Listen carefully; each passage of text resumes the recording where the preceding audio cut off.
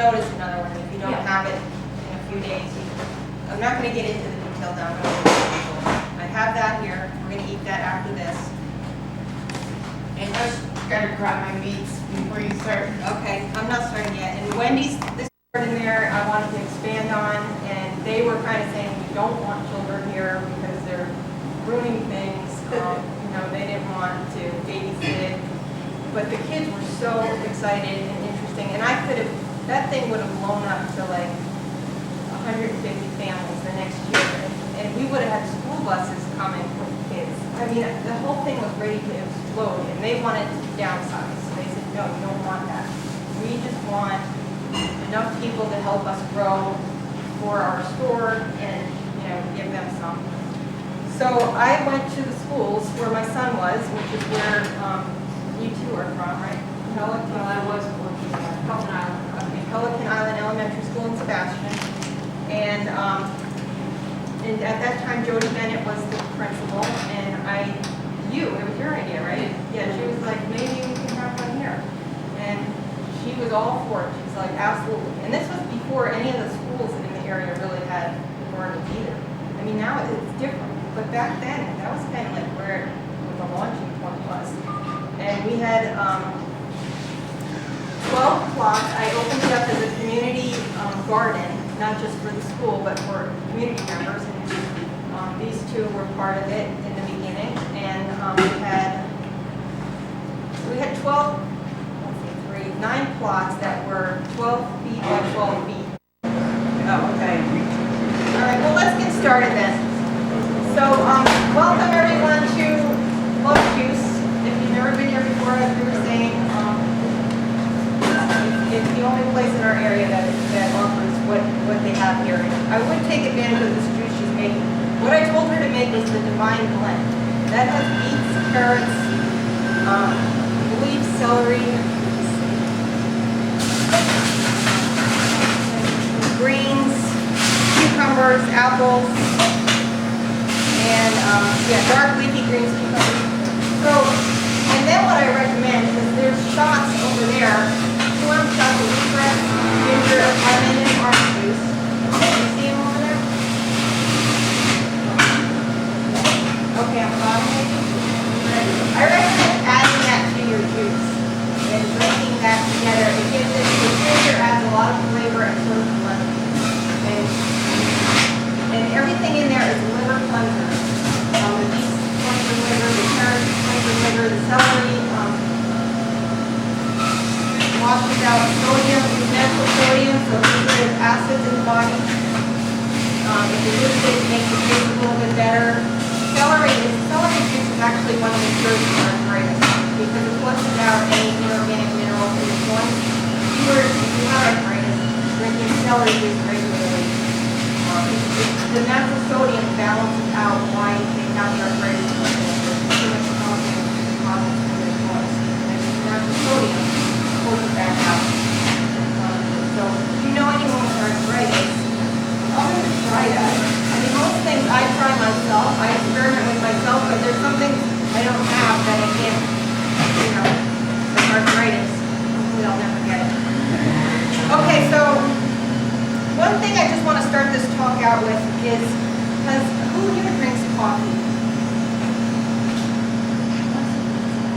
Almost everybody? How's that doing? That's good. It's on? Mm-hmm. All right, so how often are most of you drinking? How many people drink more than once a day? More than once a day.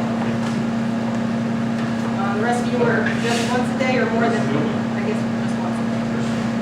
How many people drink energy shot drinks? Or soda? Or like Monster drinks? Okay, so just that one cup of coffee. And what would your life be like if you didn't have that one cup of coffee? Like, is it caffeinated? Is that why you're drinking it? So what would you feel like if you didn't have it?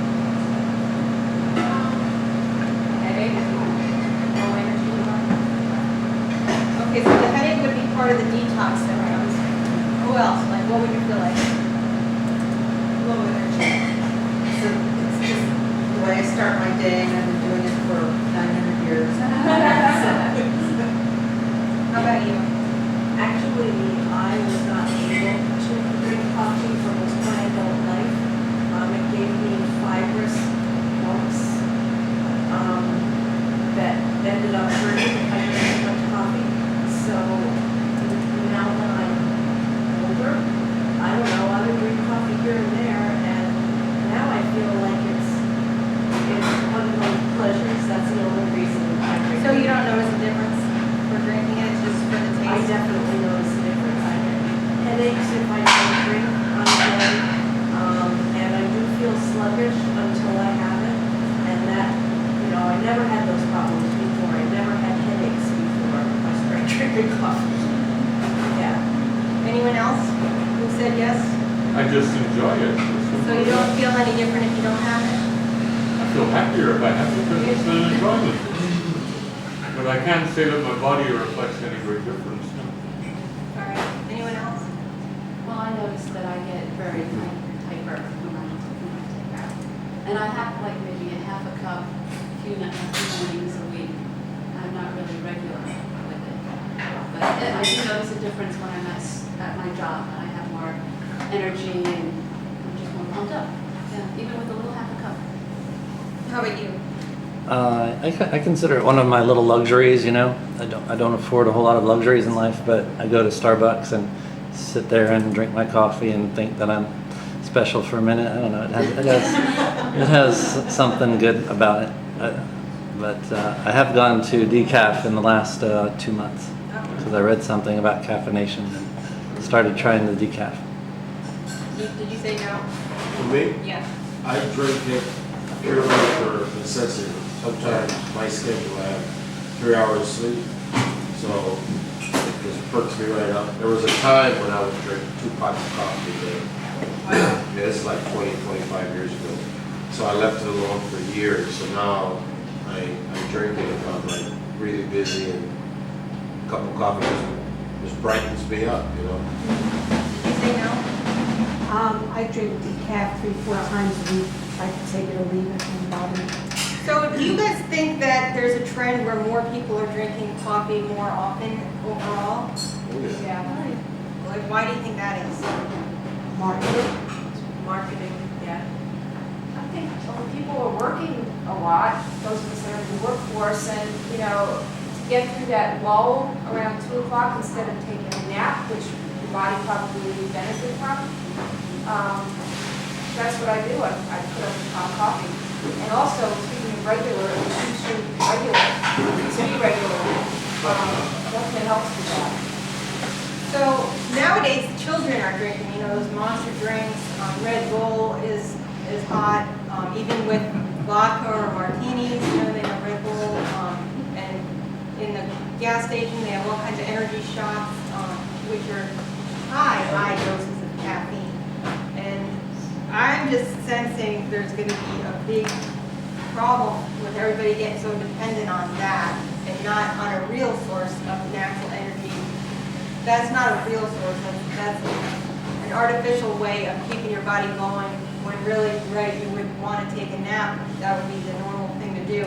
But in our daily lives in this society, we are just pushing and pushing and pushing and pushing. But that can't ever continue. There's going to come a point where you're pushing your body to do something it doesn't want to do. That caffeine isn't giving you natural energy for your body. They equate that to like whipping a dead horse. But it was just a trend I noticed that I think is a very serious problem in our society, and I just want to take a little poll there. All right, so this sustainability came about, this presentation from the Boy Scouts now offer the Sustainability Merit Badge. It's brand new this year. I'm a Merit Badge counsel for it. And I found it very interesting. I've been studying this for 20 years or more. But it was interesting to me, I wanted to get the facts right when I was teaching the Merit Badge. And even though I was kind of just talking off the cuff with these boys, I didn't realize I was hitting a lot of the requirements in the Merit Badge, because I was just saying what things I thought needed to be said, and then later on I came to find out, this is almost what the Merit Badge was required. So I was saying to my son, we went over a lot about endangered species and what's happening with the species on the planet, and I just noticed, you know, so many things are in those I-90 levels with saying, you know, like 90% of this is gone, 90% of that is gone, and I was asking my son, you know, what do you make of this? And that was when the Weather Channel was also saying record, record, record. Everything was every year record heat, record cold, record. This year was lack of tornadoes starting early. It's never started this late before. So I said, you know, what do you think is happening? And he said, the earth is dying. And I was like, you're right, it is dying. You know, what else could explain that? And because he said it can't produce tornadoes anymore, which is kind of the Earth's way of like having a fever, getting the excess energy. The reason the tornadoes were late this year was because the cold lasted so long that the heat made the tornado never went into those areas. They went from like very bad cold record winters instantly to 100 degrees level, and then eventually there were tornadoes because those two areas, you know, hitting each other. There was no in-betweens anymore for a lot of the country. So, anyway, I was like, let me just write all this down. See what it looks like in one presentation. And that's what we did.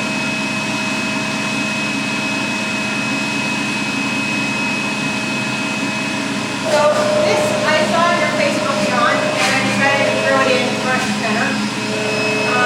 The Earth is 4.6 billion years old. If we scale that down to 46 years, we have been here for 4 hours. And our industrial revolution only began 1 minute ago. In that time, we have managed to destroy more than 50% of the world's forests. And I think that's, you know, in 1 minute of the Earth's history, we've destroyed 50% of all the trees. There's a woman, Tracy Chapman. Has anyone heard of her?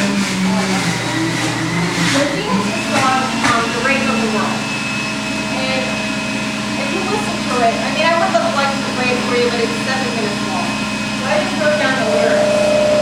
This was back in the 90s, I believe, the early 90s. Basically what she's saying is the Earth is being raped, and she says you've seen her strip mine, you've heard bombs exploded underground. You know the sun shines hotter than ever before. Some claim the grounds are unclean with cities of concrete and steel, but there is no glory, no honor from what we know as the race of the world. He has been clear cut, he has been dumped on, he has been poisoned and beaten up, and we have been witness to the race of the world. And her last lyric is, how can we stand aside and watch the race of the world? And it's a really moving song if you get the opportunity to listen to have her sing it. And this is part of it too.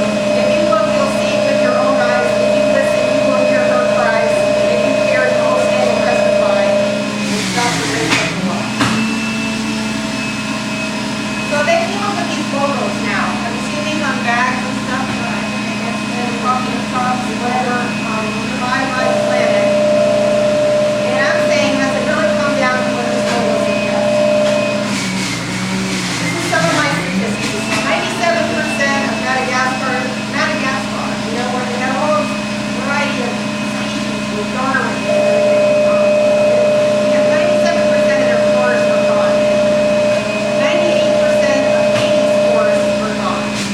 Haiti now is like dirt. And every time there's a hurricane, they, should I wait? They are, I wanted her to be here. I wanted her to take you. Or just find out, it's only a couple minutes. How long do you think you're gonna do this? How long? Like 5 minutes?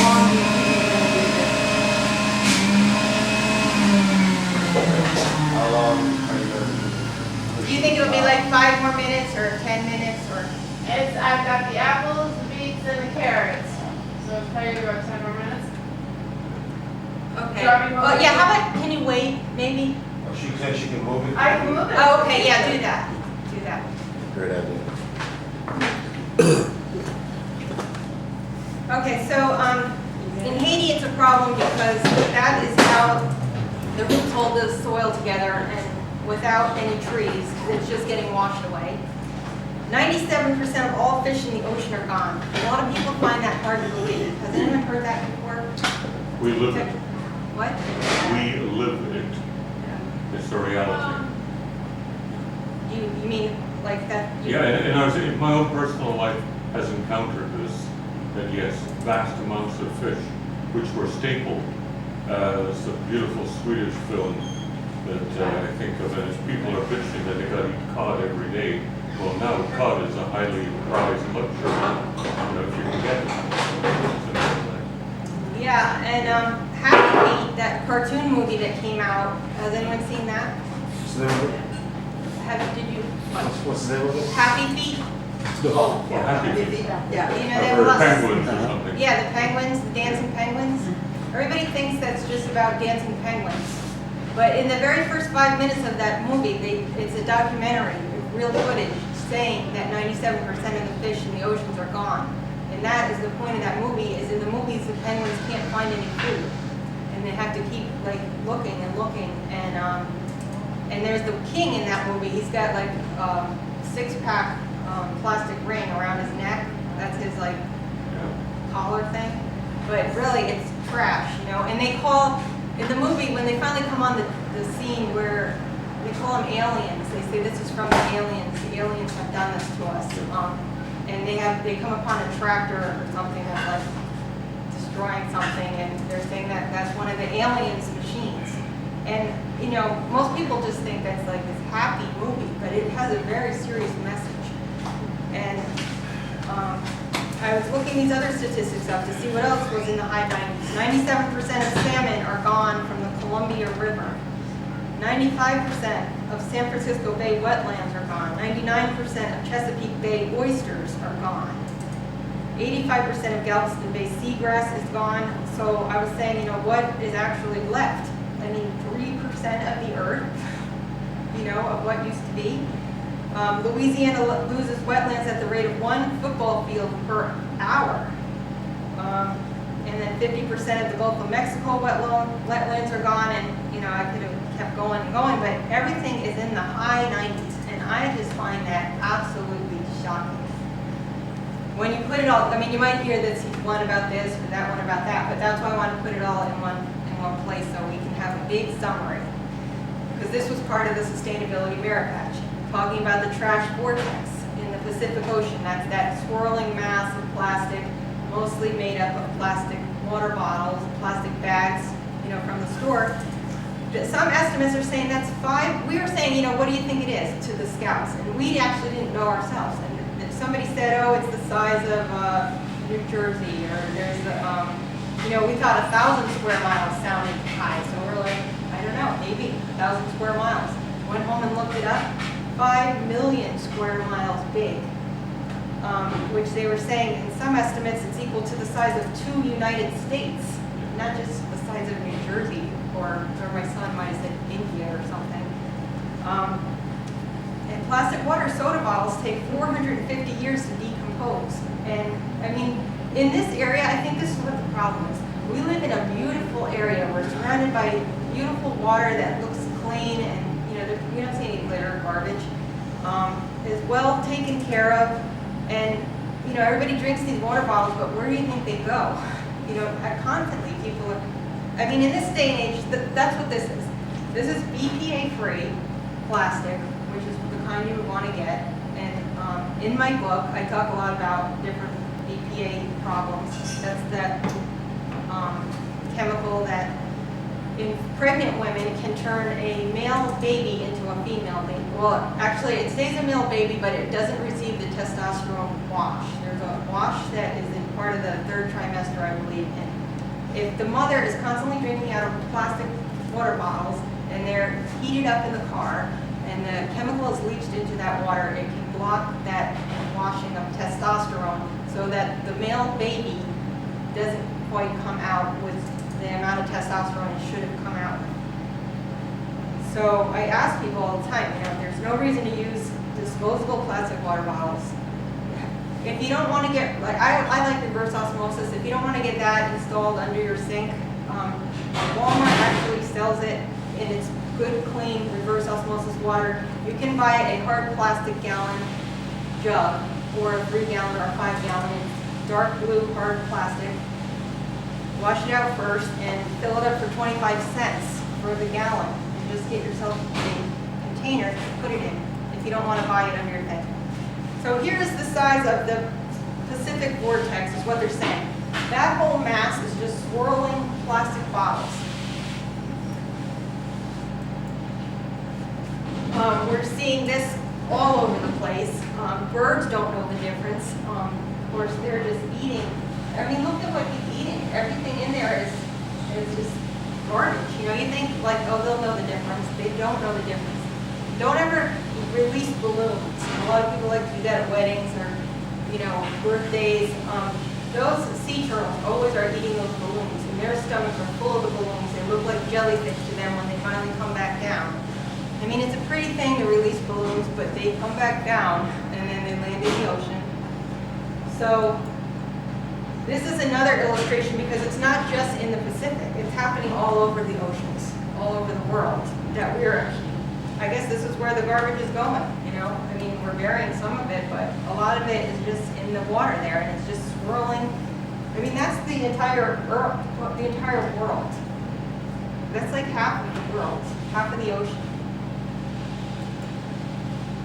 In our area, we have such pristine, beautiful, yes, do you want to say something? We're here to hear you, not me. But back in '78, so that's 36 years ago, I was traversing the Pacific, and a very rare thing occurred. We had about a week of flat, calm, mirror calm seas. And I'm looking down as the ocean is going slowly past it, and I'm seeing pieces of plastic all over. This is 1978. Wow. And there was a game which I knew was hop, step, and a jump. I don't know if they do this, but you'd run and then you'd hop, and you'd step, and then you'd jump, like so. And if you're little kids, this was done in Northern Europe with little kids. Anyway, if you would be an adult doing this, an athletic adult, you could probably traverse quite easily 4 to 5 feet between pieces. And I remember looking down at this and thinking, how many hop steps and jumps would I make before I ran out of plastic in the area? And I was constantly getting 8, 9, 10, and I once even got 12 of these things in one. Like, so that was back in 70s. So I'm telling the world about this. Isn't that really hear about it? Yeah, back in the 70s, people were still chucking their bags of McDonald's out the window in their car. And that's when they started saying, okay, don't throw your garbage out the window. But it was a common thing. We just chucked it out the window.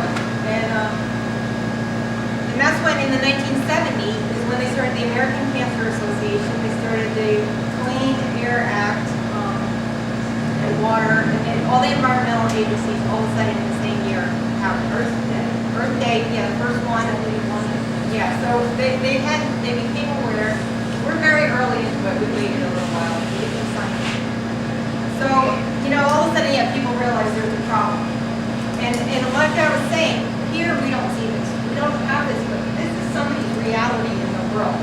This is how densely covered with plastic is. And I've got a couple other examples to show you. This is pretty much just, that's what those things look like, those trash vortexes. Susan, sometimes we go out and we do the beach cleanups, with different, kids or whatever, and it's like you're fighting an uphill battle, and you know that the trash that you're picking up from the beach is not stuff that people leave, it's what's washing up Yeah. So we go, oh, these people are leaving bottles and razors and all kinds of things on the beach, and that's not what's happening. It's washing up. It's washing up out of the ocean. Yeah, there's an Oslo Road where my son's doing his Eagle project. We were going to do a 2-mile hike because I was also teaching the hiking barehead. And we had like 10 scouts, and we all had our backpacks on because they were practicing for longer hikes. adults, and they're like, well, while we're walking down the road, let's just pick up the trash as we go. Pretty soon, we just weren't moving at all, and they were just getting deeper and deeper, the bags were getting bigger, and they were like, you know what, we actually have to stop, or we'll never finish this. It was a 2-mile hike. We couldn't even go, from here to there. This was on Oslo Road, So we had to just stop that. But anyway, so this is what happens. It starts accumulating. This is like a river thing, a creek, whatever. And in, I don't know what country that's in. I got this off Google Images. Are you here for the talk? You can join us if you want. My car's running. I was coming to get food, but. Oh. I mean, I'm sure she'll sell you food though if you want. It's around there. Here's another one. This is different. This is not the same picture. I mean, can you just imagine? See, that's what I'm saying. I think it's a problem in our area. We live blessed where we live, and we just ignore the weather that the rest of the country is getting bombarded with. And we're down here in like paradise. You don't see that. Another one. I mean, so the people who are seeing this are freaking out. They're trying to get the word out. But, like I'm telling you today, if I wasn't showing you this, would this even affect your consciousness? You wouldn't. You'd be looking at what we've got. And here's on the bottom what it looks like. So at least keep in mind, try not to use this. If you're going to buy one of those bottles, I don't know what to do with it. So this is a turtle that had like a plastic, milk cap or whatever. That when it was small, probably crawled inside it and couldn't get it off. And he continued to grow. Gopher tortoises are 60 million years old. They were endangered a few years ago. I don't know if they're still calling them endangered. I wanted to check on that. But they are 60-million-year-old species, and this is what they have to live with. Now, this is just a guy. I mean, the ocean looks fine, but this is what he pulled up out of it on his sample. And that's just different pictures. The seal has something around his neck, and there's that bird again. Other examples of how large the area is of trash. That's not going to go away. That's only going to get bigger. I couldn't even figure out what this was. If he was coming up under plastic, or if he has a coating or something. He just doesn't look normal It's to me. rope that's held No, together. but I mean, his skin looks like there's like a layer of something, like a sheen of something. I don't know what. But the point is, animals are the ones suffering, and It looks like oil in the water. yeah, like It's on the something, skin. some kind of coating. Plastic, another cans, I guess. I don't know. Plastic. So that's just a nice little picture if you've never seen a baby pigeon. Maybe it's an albatross, I don't know. Is it an albatross? Okay. Pigeons, seagulls kind of look like that. Does anyone think that's a seagull? Because of the beak. All right, so here's a cartoon someone wrote. There's this crab on the bottom, or lobster, and he's saying, quit throwing trash in the lagoon, you stupid tourists. That bottle, the other guy, the turtle, says, probably didn't even come from a tourist here. And he's like, what do you mean? He goes, it might have traveled hundreds of miles through streams and rivers to get here, like you were saying. So he says, trash leads a more exciting life than I do. Then he says, not all trash. But they're down there on the bottom, that's what they probably like to be saying. And again, that's my last graphic for that. So in addition to that, there is a dead zone in the Gulf of Mexico. I wish I could take a picture of your face. That shows me everything I wanted to know. Sorry. Equal to the size of New Jersey. And this is a recent statistic from 2013. This comes from all the chemical fertilizers and pesticides they're used to do farming and all those factory farms where the cows are, just standing in their own waste, sometimes up to, past their knees. And it's just got to go somewhere, and it Mississippi River and down into the Gulf. And this past year, it was the size of New Jersey, which was the biggest on record for that dead zone. And they're saying that it could create an aquatic desert in the Gulf of Mexico. It's very likely if nothing changes. So that's another issue, dead zone, where only jellyfish are there, things that, thrive in that.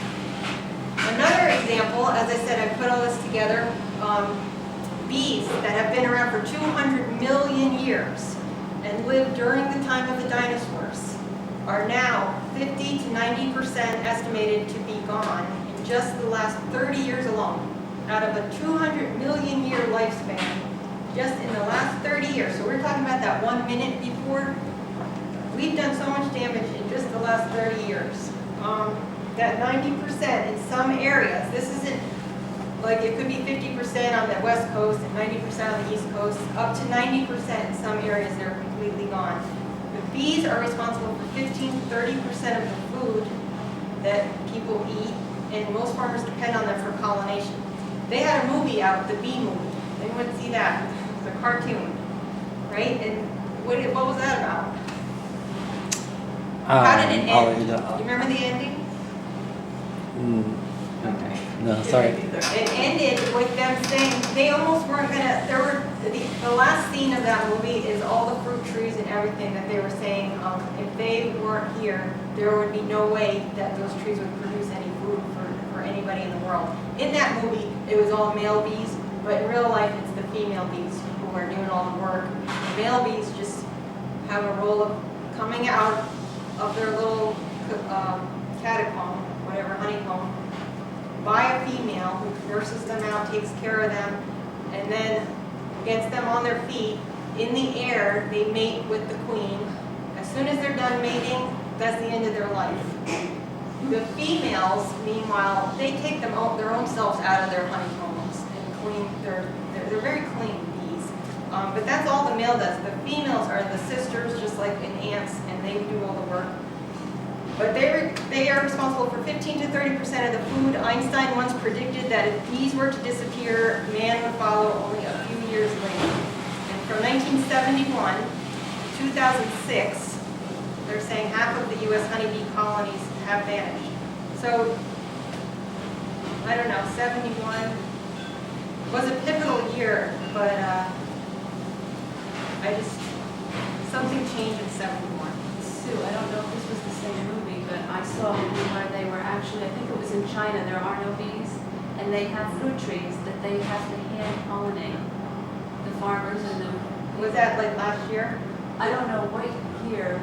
The movie's been around a few They years. probably use like a paintbrush, right? They have to go with a paintbrush under the flower and put it into the next flower. I mean, I'm by not sure how hand. they did it, but it was all done by hand.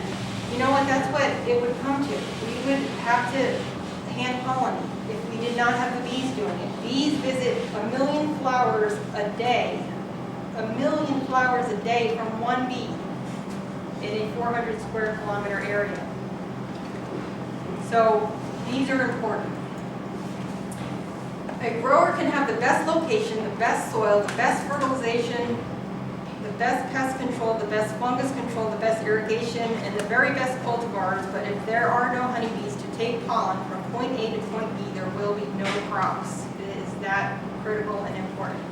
At the same time, our human population is not shrinking. There's more demand than ever for a varied diet now than at any time in history. It's the opposite problem. Pollination is in decline while crops needing pollination are increasing, and there is a deficit of pollinators. Bats are another one. They've been around 52 million years. Most bats eat up to 2,000 insects each in a night.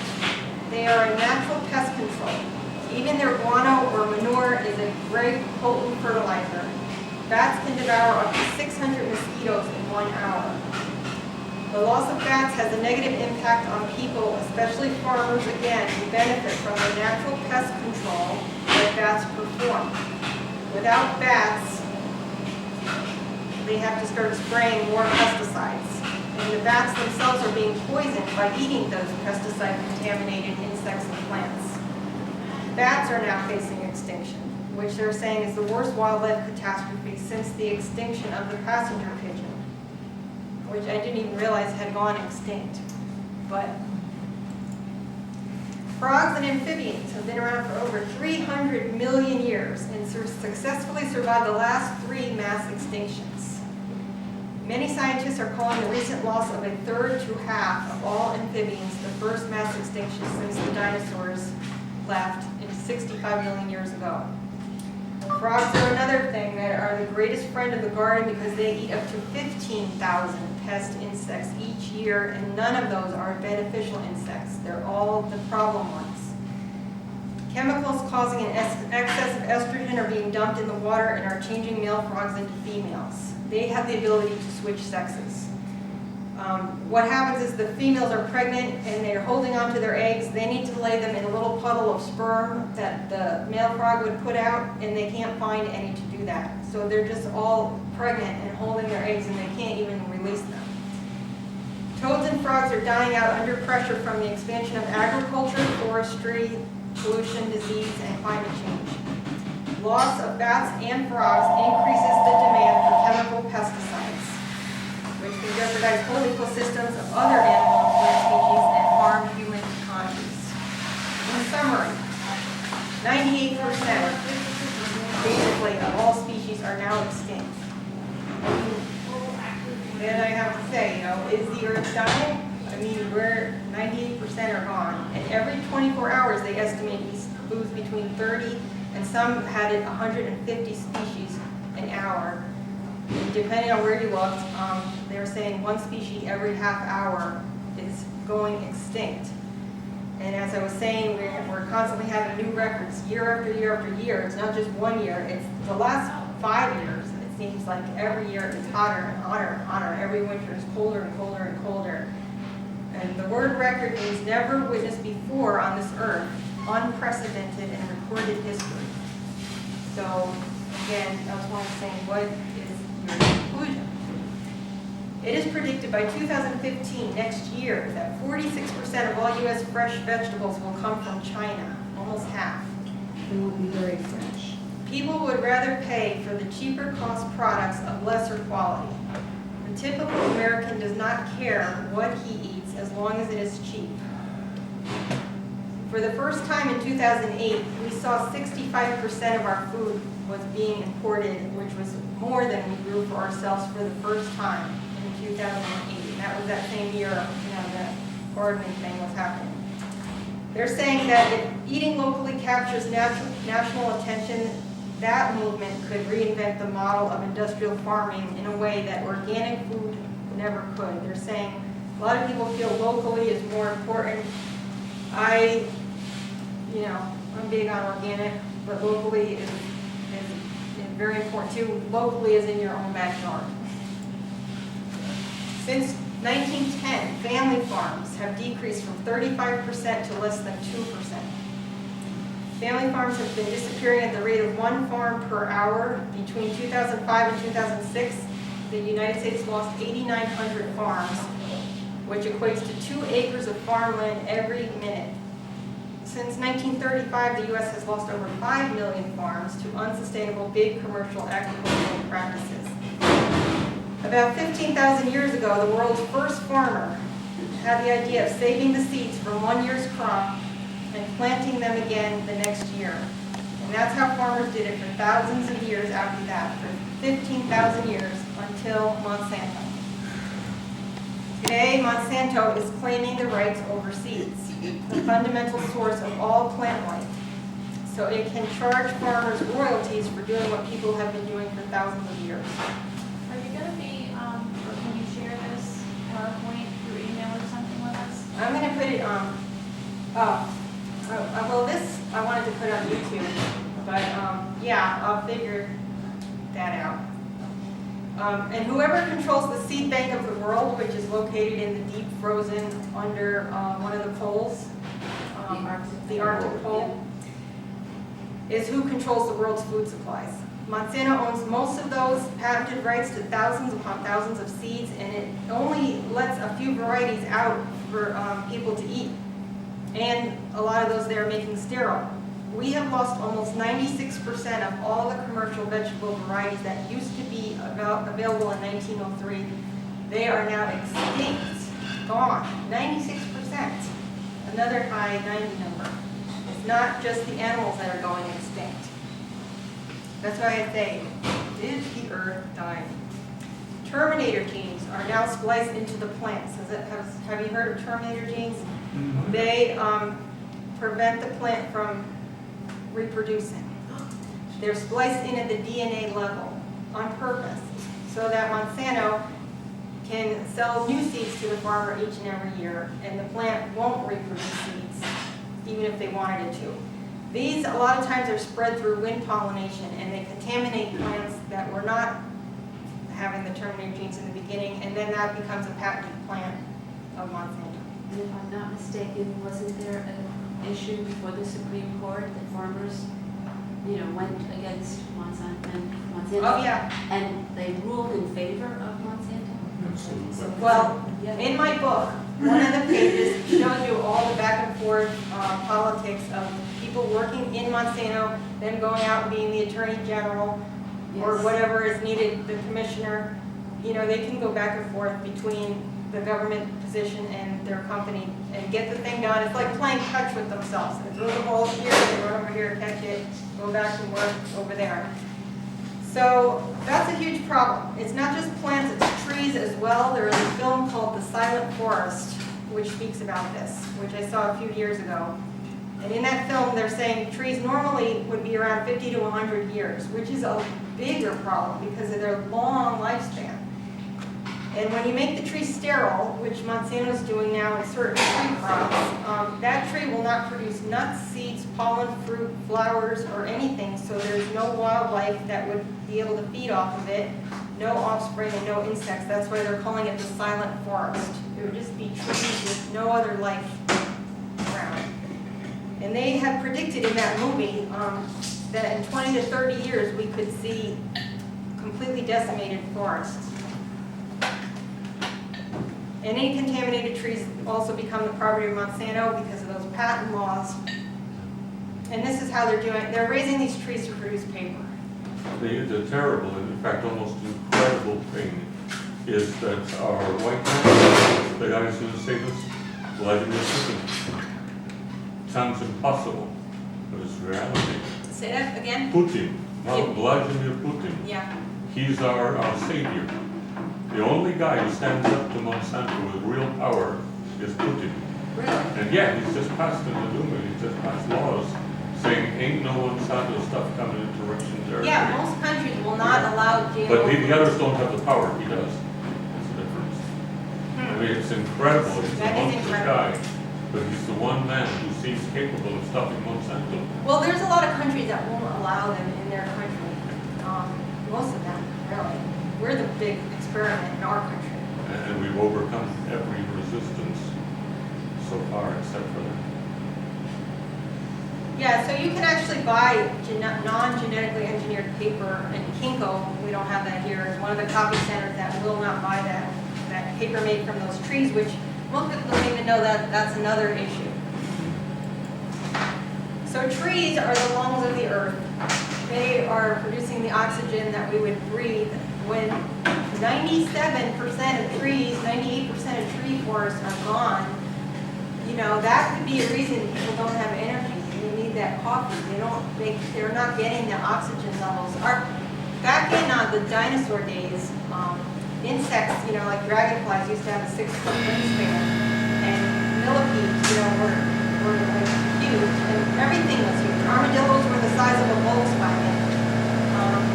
It's because the planet had so much oxygen back then that things just grew so much bigger with oxygen. So now they're really an indicator of the oxygen level on the planet, how small we are now. They've become. And with only 2 to 3% of the trees left, I mean, that is just, oxygen is what gives you energy, right, John? Absolutely. So, John does Qigong here. Not here, he has his own place, the cloud walking place, but, we're down to worse than this picture. Humans themselves are becoming sterile.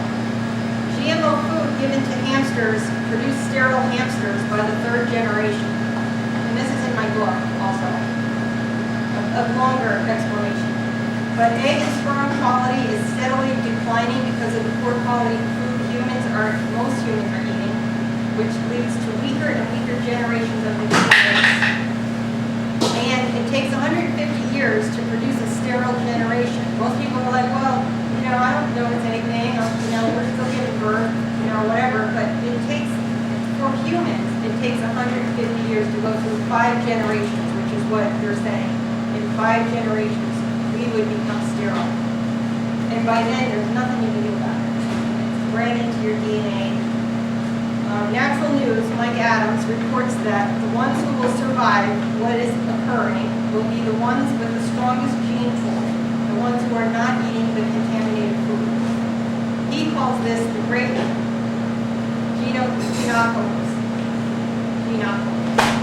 of the human race.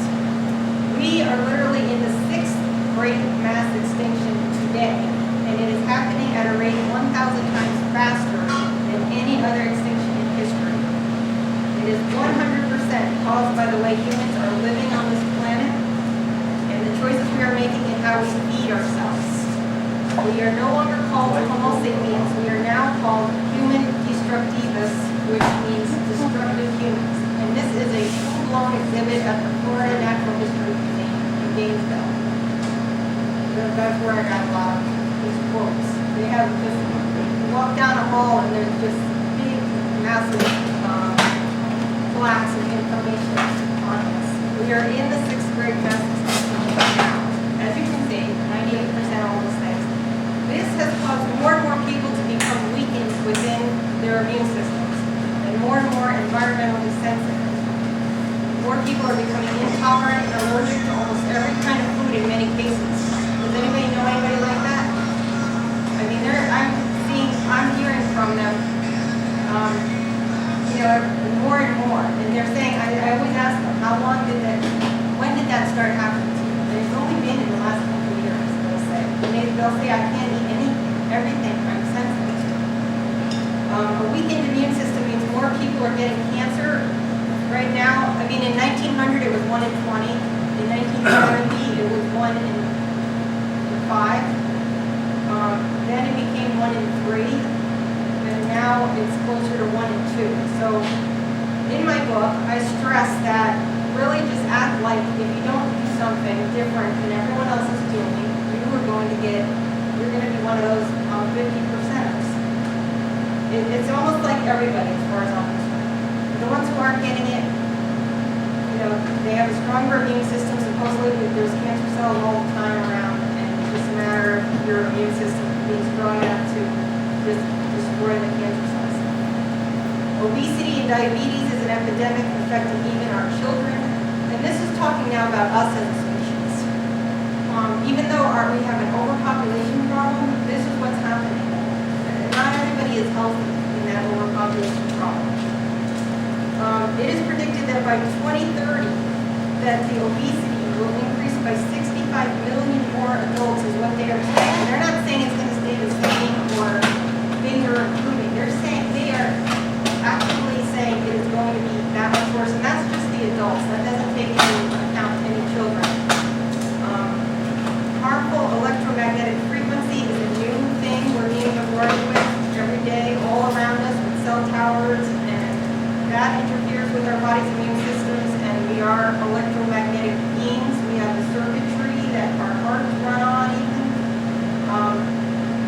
So from cell phones, Wi-Fi, smart meters, we're actually showing a smart meter movie in September at the Unitarian Universalist Church on 16th and 27th Avenue. This is a big deal.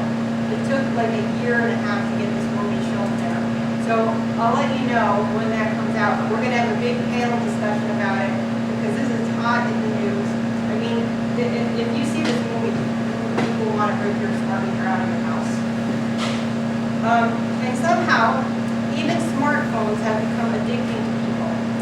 When there was a poll, many people were asked, what would you rather have not with you on weekend, your spouse or your smartphone? And most people said, I can't live without my smartphone. I can't live without my, who here feels that way? Who's addicted? And then, of course, children, the texting, like, that's a whole new generation of stuff. And in France, smartphones are actually banned until after the child is 16 years old because they know it causes cancer. France does not even allow ketchup to be sold in their schools. And they laugh at the Americans. They won't serve ketchup because they don't want them putting ketchup on the foods that you would put ketchup on. They just don't even want that whole problem. So what do we do? How do we protect ourselves? How do we build up our immune systems to compete with all these attacks it is receiving, and that is today's world? How do we reverse the damage we ourselves have created mostly in just the past 30 years? How do we survive the sixth great mass extinction ourselves? Because even though we have an overpopulation problem, this is just a matter of time. Do you want to give a break before the second hour? Well, there is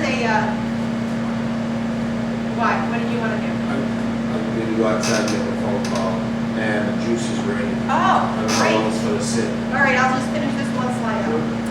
So the answer is we stop just coasting along and doing the same things that everyone else is doing. I mean, even the Bible, the book of Revelation, predicts, a third of the people, population is supposed to be destroyed. And there's many references, not just there, just give me that one. So this is how we change. We become informed about our choices.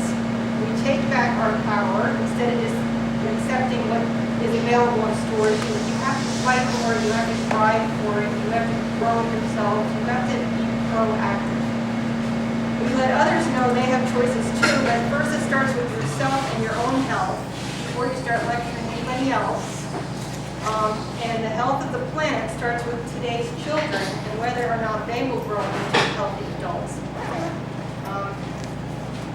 So, yeah, the juice is ready, Wendy? It is actually, so maybe cool. Okay, so who would like to sample this delicious juice, which is providing fresh live enzymes through all your bloodstream without requiring any digestion? I guess line up. I hope you don't mind. I just wanted to mention that because. No, that's great because enzymes don't Long last as you forever. sense that. They do perish in Right. about 20 minutes with There you little go. leaky things and 2 hours with carrots. We're going to drink it right So away. getting it fresh is where you get the most punch. Three bananas. Yeah, Yeah, the dollars. And if you want to add that shot I was talking about, that just Bring that up boosts to it. him. The flavor. Like one of them, And then you- like lemon juice or ginger or both? It's in one thing, it's all, no, that's great, I'm glad you said that.